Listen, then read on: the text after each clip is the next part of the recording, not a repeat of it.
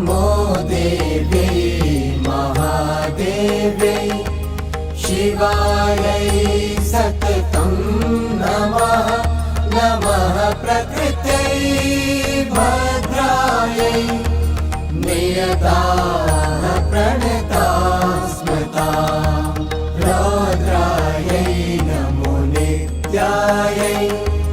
गौर्यै धात्र्यै नमो नमः ज्योत्स्नायै चेन्दुरूपिण्यै सुखायै सततं नमः कल्याणै प्रणतां वृद्ध्यै सिद्ध्यै